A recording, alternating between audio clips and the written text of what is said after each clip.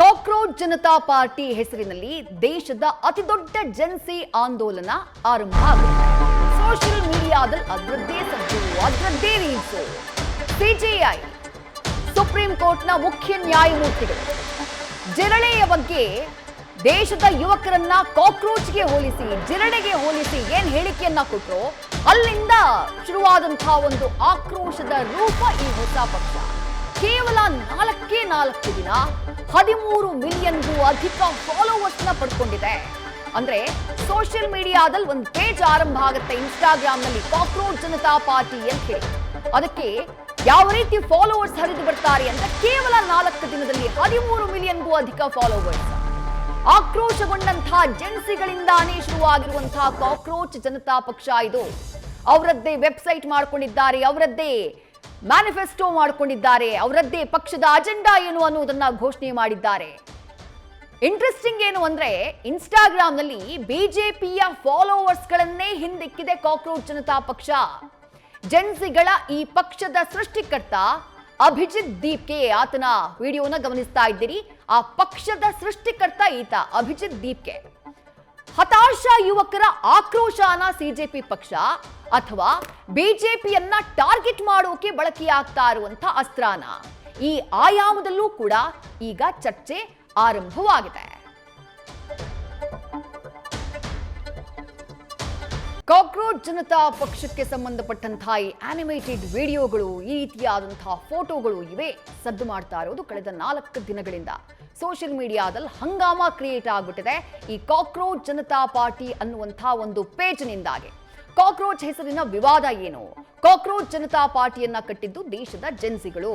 Supreme ಕೋರ್ಟ್ನ CJI ಯುವ ಜನತೆಯನ್ನ ಕೇಸೊಂದರ petition ಆಲಿಸುವಂತಹ ಸಂದರ್ಭದಲ್ಲಿ ಕೆಲವರನ್ನ, ಕೆಲಸ ಇಲ್ಲದೆ ಇರುವಂತಹ ಕೆಲ ಯುವಕರು ಈ ರೀತಿಯಾಗಿ ಸಿಸ್ಟಮ್ನೇ ಹಾಳು ಮಾಡುವುದಕ್ಕೆ ಮುಂದಾಗ್ತಾರೆ. ಕೆಲವರು RTI ಕಾರ್ಯಕರ್ತರಾಗ್ತಾರೆ, ಕೆಲವರು ಮೀಡಿಯಾದಲ್ಲಿ ಕೂತ್ಕೊಂಡ್ಬಿಡ್ತಾರೆ, ಏನೇನೋ ಮಾಡ್ಬಿಡ್ತಾರೆ ಅಂತ ಹೇಳಿ ಆರೋಪವನ್ನ ಮಾಡಿದ್ರು. ಒಂದು ಸ್ಟೇಟ್ಮೆಂಟ್ ಅನ್ನ ಕೊಟ್ಟಿದ್ರು. ಆ ಸ್ಟೇಟ್ಮೆಂಟ್ ಸಿಕ್ಕಾಪಟ್ಟೆ ವೈರಲ್ ಆಗುತ್ತೆ.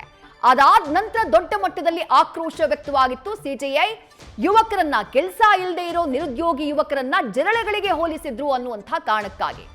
ಅದಾದ ಬಳಿಕ ಸಿಜೆಪಿ ಅನ್ನುವಂತಹ ಒಂದು ಪೇಜ್ ಅನ್ನ ಅಭಿಜಿತ್ ದೀಪ್ಕಿ ಅನ್ನುವಂತಹ ವ್ಯಕ್ತಿ ಇನ್ಸ್ಟಾಗ್ರಾಮ್ ನಲ್ಲಿ ಕ್ರಿಯೇಟ್ ಮಾಡ್ತಾನೆ. ಅದಾದ ಬಳಿಕ ಬಹಳ ದೊಡ್ಡ ಮಟ್ಟದಲ್ಲಿ ಅದಕ್ಕೆ ಬೆಂಬಲ ವ್ಯಕ್ತವಾಗುತ್ತೆ. ಕಾಂಗ್ರೆಸ್, TMC, ಬಿಜೆಪಿಯನ್ನ ವಿರೋಧಿಸುವಂತಹ ಪಕ್ಷಗಳ ಹಲವು ನಾಯಕರು ಇದಕ್ಕೆ ಸಪೋರ್ಟ್ ಮಾಡ್ತಾರೆ. ಅವರು ಪೇಜ್ ಫಾಲೋ ಮಾಡೋದಕ್ಕೆ ಶುರು ಮಾಡ್ತಾರೆ. ಈ ಪಕ್ಷಕ್ಕೆ ನಾವು ಜಾಯಿನ್ ಆಗ್ತೀವಿ ಅಂತ ಹೇಳ್ತಾರೆ. 4 ದಿನಗಳಲ್ಲಿ ಸುಮಾರು 13 ಮಿಲಿಯನ್ಗೂ ಅಧಿಕ ಫಾಲೋವರ್ಸ್ ನ ಈ ಪೇಜ್ ಗಳಿಸಿದೆ. ಅಭಿಜಿತ್ ದೀಪ್ಗೆ ಬೋಸ್ಟನ್ ನಲ್ಲಿ ಈತ ಉದ್ಯೋಗವನ್ನ ಹುಡುಕ್ತಾ ಇದ್ದಂತಹ ವ್ಯಕ್ತಿ. ಸಿಜೆಐ ಹೇಳಿಕೆಯಿಂದ ಅಸಮಾಧಾನಗೊಂಡು ಕಾಕ್ರೋಚ್ ಜನತಾ ಪಾರ್ಟಿ ಅನ್ನುವಂತಹ ಪೇಜ್ ನ ಕ್ರಿಯೇಟ್ ಮಾಡ್ತಾನೆ. ಅದಾದ ಬಳಿಕ TMC ಸಂಸದೆ ಮಹುವಾ ಮೊಯಿತ್ರಾ, ಕೀರ್ತಿ ಆಜಾದ್ ಇವರೆಲ್ಲರೂ ಕೂಡ ಸಿಜೆಪಿಗೆ ನಮ್ಮ ಬೆಂಬಲ ಇದೆ ಅಂತ ಘೋಷಣೆ ಮಾಡ್ತಾರೆ. ಕನ್ನಡದ ನಟಿ ರಮ್ಯಾ ಅವರು ಕೂಡ ನನ್ನ ಬೆಂಬಲ ಇದೆ ಕಾಕ್ರೋಚ್ ಜನತಾ ಪಾರ್ಟಿಗೆ ಅಂತ ಹೇಳಿದ್ದಾರೆ. ನಟ ಅಲೆನ್ ಗೊನ್ಸಾಲ್ವೆಸ್ ತಾವು ಸಿಜೆಪಿ ಪಕ್ಷದ ಮೊದಲ ಶಾಸಕನಾಗುವುದಾಗಿ ಪೋಸ್ಟ್ ಮಾಡ್ತಾರೆ.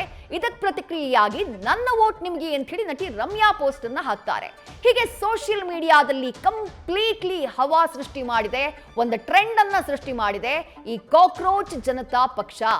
ದೇಶದ ಅನ್ಎಂಪ್ಲಾಯ್ಡ್ ಯುವಕರು, ನಿರುದ್ಯೋಗಿ ಯುವಕರನ್ನ ಕಾಕ್ರೋಚ್ಗಳು ಅಂತ ಕರೆದಿದ್ದರ ವಿರುದ್ಧವಾಗಿ ಇಂಥದ್ದೊಂದು ನಿಲುವನ್ನ ಪ್ರಕಟಿಸಲಾಗ್ತಾ ಇದೆ, ಆಂದೋಲನವನ್ನ ಮಾಡಲಾಗ್ತಾ ಇದೆ. ಕಾಕ್ರೋಚ್ ಜನತಾ ಪಕ್ಷ ತನ್ನ ಪಕ್ಷದ 5 ಅಜೆಂಡಾಗಳನ್ನ ಘೋಷಣೆ ಮಾಡಿದೆ. ಒಂದು ವೆಬ್ಸೈಟ್ ಕ್ರಿಯೇಟ್ ಮಾಡಿದ್ದಾರೆ. ಆ ಅಜೆಂಡಾ ಕೂಡ ಬಹಳ ಗಮನ ಸೆಳೀತಾ ಇದೆ. ಮುಖ್ಯ ನ್ಯಾಯಾಧೀಶರಿಗೆ ನಿವೃತ್ತಿಯ ಬಳಿಕ ರಾಜ್ಯಸಭಾ ಸ್ಥಾನವನ್ನ ಕೊಡೋದಿಲ್ಲ.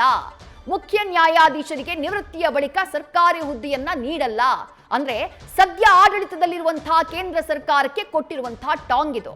ಜೊತೆಗೆ ವೋಟ್ ಕಡಿತಗೊಳಿಸುವಂತಹ ಚುನಾವಣಾ ಆಯುಕ್ತರನ್ನ UAPA ಅಡಿಯಲ್ಲಿ ಅರೆಸ್ಟ್ ಮಾಡಲಾಗತ್ತೆ ಅಂತ ಹೇಳಿ ತಮ್ಮ ಅಜೆಂಡಾನ ಉಲ್ಲೇಖ ಮಾಡಿದ್ದಾರೆ. ಅಂದ್ರೆ SIR ವಿಚಾರವಾಗಿ ಅವರ ವಿರೋಧವನ್ನ ಈ ರೀತಿ ವ್ಯಕ್ತಪಡಿಸಿರೋದು, ಮತದಾನದ ಹಕ್ಕನ್ನ ಕಿತ್ತುಕೊಳ್ಳೋದು ಭಯೋತ್ಪಾದನೆಗೆ ಸಮಾನ, ನಾವು ಬಂಧಿಸ್ತೀವಿ ಅಂತ ಘೋಷಣೆ ಮಾಡಿದ್ದಾರೆ ಅಜೆಂಡಾನ. ಮತ್ತೊಂದು ಅಜೆಂಡಾ ಏನು? ಮಹಿಳೆಯರಿಗೆ 33% ನಾವು 50% ಮೀಸಲಾತಿ ಕೊಡ್ತೀವಿ. ಸಂಸತ್ತಿನ ಒಟ್ಟು ಸ್ಥಾನಗಳನ್ನ ಹೆಚ್ಚಿಸದೆ ಮಹಿಳೆಯರಿಗೆ 50% ಮೀಸಲಾತಿಯನ್ನ ನೀಡಲಾಗುತ್ತೆ ಅಂತ ಹೇಳಿ ಘೋಷಣೆ ಮಾಡಿದ್ದಾರೆ. ಮಗದೊಂದು ಅಜೆಂಡಾ ಏನು? ಅಂಬಾನಿ ಅದಾನಿ ಒಡೆತನದ ಮಾಧ್ಯಮ ಸಂಸ್ಥೆಯ ಪರವಾನಗಿಯನ್ನ ನಾವು ರದ್ದು ಮಾಡ್ತೀವಿ ಅಂತ ಹೇಳಿದ್ದಾರೆ. ಮತ್ತೊಂದು ಅಜೆಂಡಾ ಏನು? ಕಟ್ಟುನಿಟ್ಟಾದ ಪಕ್ಷಾಂತರ ವಿರೋಧಿ ಕಾನೂನನ್ನ ನಾವು ಜಾರಿ ಮಾಡ್ತೀವಿ. ಒಂದು ಪಕ್ಷದಿಂದ ಮತ್ತೊಂದು ಪಕ್ಷಕ್ಕೆ ಜಿಗಿಯುವವರನ್ನ 20 ವರ್ಷ ನಿಷೇಧ ಮಾಡಲಾಗುತ್ತೆ. ಅವರು 20 ವರ್ಷಗಳ ಕಾಲ ಚುನಾವಣೆಯಲ್ಲಿ ಸ್ಪರ್ಧಿಸುವಂತಿಲ್ಲ. ಅಂಥವರು ಸಾರ್ವಜನಿಕ ಹುದ್ದೆಯನ್ನ ಹೊಂದುವುದನ್ನ ನಾವು ನಿರ್ಬಂಧಿಸ್ತೀವಿ ಅಂತ ಹೇಳಿ ತಮ್ಮ ಅಜೆಂಡಾನ ಘೋಷಣೆ ಮಾಡಿದೆ ಈ ಕಾಕ್ರೋಚ್ ಜನತಾ ಪಾರ್ಟಿ. ಅಂದ್ರೆ ಹೆಚ್ಚು ಕಮ್ಮಿ ಎಲ್ಲ ಅಜೆಂಡಾಗಳು ಕೇಂದ್ರ ಸರ್ಕಾರದ ವಿರೋಧಿ ನಿಲುವನ್ನ ಹೊಂದಿದ್ದಾವೆ ಅನ್ನುವುದು ಬಹಳ ಸ್ಪಷ್ಟವಾಗಿ ಕಾಣಿಸ್ತಾ ಇದೆ. ನ್ಯೂಸ್ ಫಸ್ಟ್ ನಿರ್ಭೀತಿಯಿಂದ ನಿಮ್ಮ ಪರವಾಗಿ.